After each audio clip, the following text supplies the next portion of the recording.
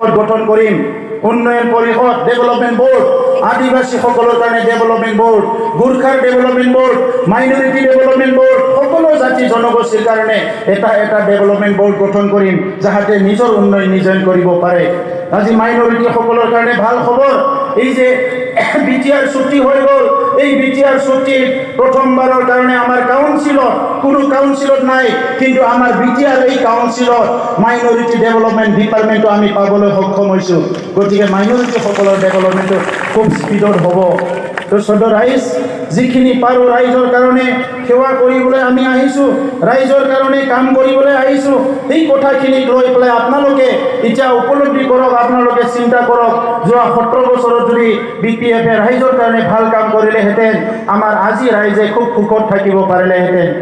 এই কাৰণে আপোনালোকে সবে আগবাঢ়ি আহক এইবাৰ আমাৰ নিজৰ জাতিৰ স্বাৰ্থত সমন্বয়ৰ স্বাৰ্থত আমাৰ যিখিনি ভুল হৈ গ'ল এইখিনি ঠিক কৰি এটা সুস্থ সমাজ গঢ়াৰ স্বাৰ্থত উন্নয়নৰ স্বাৰ্থত আমি একত্ৰিত হৈ আগবাঢ়িব লাগিব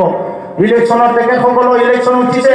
আজি ইউডিএফৰ কেণ্ডিডেট দিছে কিন্তু আপোনালোকে দেখিবলৈ পাইছে ইউডিএফৰ কোন কেণ্ডিডেট সদায় বিপিএফতে যায় এইবাৰো বিপিএফত যাব এইটো গ্যাৰেণ্টি আছে আপোনালোকে ইউডিএফত ভোট দি লাভ নাই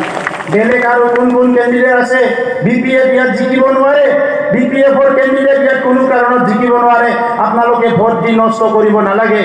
তেখেত ৰুজুগ্ৰাম মোছাহাৰী যোৱা 30 বছৰে জাতিৰ কাৰণে সংগ্ৰাম কৰিলে সৰ্বস্ব ত্যাগ কৰি আহিছে আৰু এজন নিষ্ঠাবান ব্যক্তি হিচাপে আজি আমাৰ মাজত আমি তেখেতক আনিছো কেতে নিৰ্বাচন খেলিব লাগে আৰু ৰাইজৰ কাৰণে দিনে নিশা সেৱা কৰিব লাগে যাতে ৰাইজে আগবাঢ়ি যাব পাৰে এই কাৰণে আজি ৰুজুগ্ৰাম মোছাহাৰী আমাৰ এই সমষ্টিৰ যিমান কেণ্ডিডেট আছে সকলোতকৈ যোগ্য ব্যক্তি তেখেতক আমি ভোট দিলে আমাৰ সমাজৰ উন্নয়ন হ'ব ৰাইজফोर अखायाबो हाबाय थाबाय दा जोबोद खस्थ' मोनबाय दाख्लैबो भैरबकुन्द'आव अखाया जोबोद हादों दिनैबो हरिसिंगायाव हादों अखा हानायानो मोजां नङा होनबा बोर सारस्रि हरदों दायो देरहानाया रोखा जोङो सोमावसारनाय समाव जेब्ला सुबुं गौमा जायो मोनफ्रोमबो सुबुं गौमाफ्राव अखा हायोमोन आरो बेयो फैयै दिनै मोनसे गोरोबथा मोनफैबाय जोङो बे गोरोबथाजों उदांस्रिनि उनाव जाफेरै माखासे खामानिया जाबाय दिल्लीनिफ्राय थोंजोङै रां अनसुंथाइ मोननो हानाय जोंनि हारिनि जौगानाय खामानि मावनो हानाय जोङो बेबस्थाखौ मोननो हाबाय जोंनियाव एसपिडिसिनि गोहोआ जोंनियाव फैबाय बेसेबांबा बुरजा सोलोंथाइनि फसंथान जों मोननो हाबाय आरो दिनै 30 बोसोर सोमावसारनानै बर' बिजोंनि डाइरेक्टरेट जि बिदोंमोन बिखौ दिनै आसाम सरकारा बेखेवबाय जोंनि थाखाय बिराद गिदिर मोनसे बाथ्रा आरो दिनै लासै लासैनो एनडिएफबिनि सेंग्राफ्रा जोहोलावफ्रा जायफोरा दिनै जेल जादोंमोन बिथांमोनखौ बरननायनि खामानिया सोलिगासिनो दङ लासैनो बिथांमोना जेलनिफ्राय ओंखारबोगोन केसफोरा लासै लासैनो जोबगोन जायफोरा नांबोबाय बिथांमोननो अनसुंथाइ होनायनि खामानिया सोलिगासिनो दङ माखासेया जायफोर बैसो दङ जोंनि लाइमोनफ्रा आर्मी पुलिस सिआरपिएफफ्राव साख्रि मोननायनि खोथाया बेवहाय लिरनाय दंखायो जायफ्रा बैसोगोरा जाबाय बिसोरा मावना जानो हानायनि थाखाय माखासे स्किल ट्रेनिं होनानै लन होनायनि बेबस्था खालामनानै सोलिनो हानायनि खोथाया बेवहाय लिरनाय दंखायो आरो बेजों लोगोसे गोबां खोथा बुंसोलायगारदों मानगोनां रन्जन दैमारि आदा रन्जन दैमारिखौ एखम्बा सोरबा बुंदों जोंसो जेलाव हरफिनदों आदा गबिन्दजों आंसो जेलाव हरफिनदों होननानै फोसावलाबायदों दा मानगोनां रायजोफोर रन्जन दैमारि बिथांखौथ' जों सिबियो जोंनि हारिनि थाखाय मावग्रा बे जेसेबां उन्दैयानो जाथों बेखौबो जोङो सिबियो जोंनि हारिया दिनै बे सेक्रिफाइस खालामनो हाग्रा मानसिफोरनि थाखायनो थांनानै दङ दा बिथांखौ आंहा जेलाव हरनायखौ बादो बिथांनि सायाव आङो एसे 1% गाज्रि साननो हाया बिथांनि जिउआ अराय गोजोनै थाथों जोङो बेखौसो लुबैयो बिथाङा जेलावनो दङमोन बै समाव गोरोबथाया जानो थांगासिनो दंमोन सावरायनानै जोङो बयबो सावरायलायनानै बिथाङा नङाबा गोरोबथाया जानाय नङा बिथांखौबो लाबोनांगोन होननानै मानगोनां गबिन्द बसुमतारी बिथां आरो आं भारतनि नखर बिफाननि अफिसारफोरखौ खनले खावलायदों जे गोरोबथाया मोजां शान्ति लाबोनो नागिरबायब्ला बयबो फैनो नागिरबायब्ला मोजाङानो जाबायब्ला जोंनो नैबे जिनिसखौ नांगोन नैबे खामानिखौ मावनांगोन बेबायदिनो भारत सरकारा खावलायनायखौ लाखिनानै बिथांखौ बरननानै नैबे गोरोबथानि सासे सागानगिरि खालामदों जारिमिनाव बिथांनि मुङाबो अराय सम थालांगोन जोङो बेखौनो लुबैदोंमोन दा दिनै बिथांमोना सोरबा बुंदों आंलायनो जेरावबो हरदो आं बरनना लांदोंमोन नांगोखाय दा नाङाखाय जेलाव सोफिनदों माने राजखान्थि खालामनो लुबैना जेलाव सोदों रायजोफोरा आं एसेबां पावारफुल मानसि नामा आं ना जेलार जाखो ना गभर्नमेन्ट जाखो ना पुलिस अफिसार जाखो गोसोबानो बिखौ जेलाव थ्रोब सोगोन बिखौ जेलनिफ्राय थ्रोब बरन हरगोन दा माखासे मानसिफ्रा राजखान्थिनि सार्थ'आव जानला मानला खोथाफोरखौ बुङो जाय बुङो बिथांमोनखौबो जोङो गाज्रि मोनाखै बिथांमोनखौबो जों अनो नाथाय जानला मानला खोथा बुंनानै समाजखौ गाज्रि खालामनो नाङा आं बेखौ खावलायो बिपिएफनि मानसिफ्रा हाग्रामा महिलारि बिथांमोना एनडिएफबिजों गोरोबथा जानायखौ लुबैयाखैमोन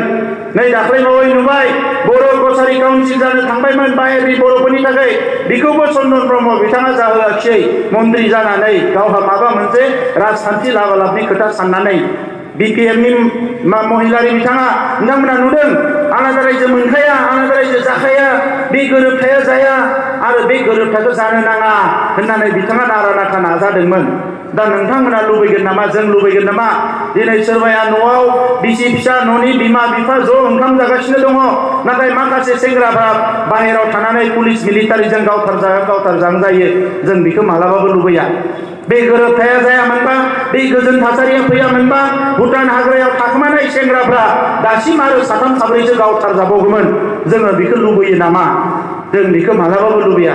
दा नंखायनो रायजोफोर बे गोरोबथाखौ खालामदों जाहाथे जोंनि रावबो बर' फिसाफ्रा बे 30 बोसोराव 5,000नि बांसिन थैबाय आरो जाहाथे थैनो नांला जोङो बयबो शान्तिखौ लाबोनांगो बिनिखायनो बे गोरोबथाया जादों दिनै बे गोरोबथा जानायखाय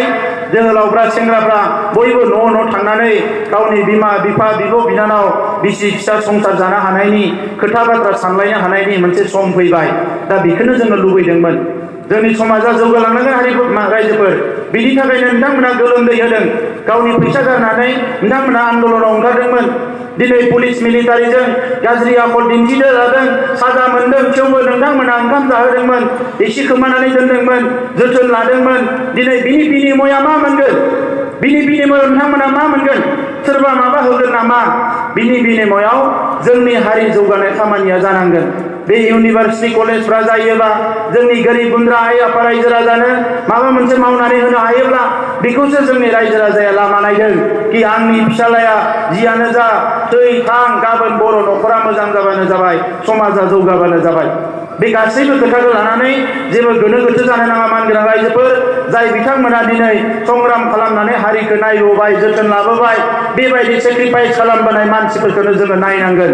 आरो बिनि थाखायनो नैबे समाव रुजुग्रा मथाहारि बिथांखौ जेसेबां मानसि दङ बयबो खौसेयै भट होनानै गोबां भटआव बिथांखौ देरहाहोनांगौ आरो इउपिपिएलनि सरकार लाबोनांगौ अब्लानो बिटिआर गोरोबथायाबो मोगथां महर मोनगोन हारि जौगानायनि खामानियानो गोख्रै जागोन जोङो जौ लोंनायनि जुवा गेलेनायनि राजखान्थि खालामनो फैयाखै जोंनि माखासे दैदेनगिरिफ्रा मिटिं मोनसे गायोबा बथलनै लोङो खामानिया जाया बेवहायनो हारिया गोदोसोदों जोंनि थानसालि जोंनि गिर्जा जोंनि मन्दिर जोंनि लामा सामा न' बां गासैबो सोरलां बोरलां जाजोब्बाय बुंनायावल' बुङो जोंहा सरकार दङ माथो जेबोआनो जाया दा नंखायनो रायजोफोर सोलायनायखौ लाबोनांगोन आंखौ नोंथांमोना लिडार होननानै दा सान आं नोंथांमोननि सोरनिबा बिदा फंबाय सोरनिबा फिसा जोङो सिबिनोसो फैदों आरो बाला गोलाव नङा 25 बोसोर 30 बोसोर जागोन होननानै फैयाखै बिसोरो 17 बोसोर रायजो राजाफोरखौ थगायबाय जों 5 बोसोर सिबिनोल' नागिरदों बे खाबुखौ जाहाथे नोंथांमोना होयो बेखौनो बुंनानै अबंलावरिया नोंथांमोनखौ अराय सम मोजाङैनो लाखिथों बयनिबो न'खराव अनलायनाय थाथों गथ'फोरखौ बयबो जोथोन ला आं बेखौनो खावलायनानै आंनि बुंनायखौ फोजोबबाय।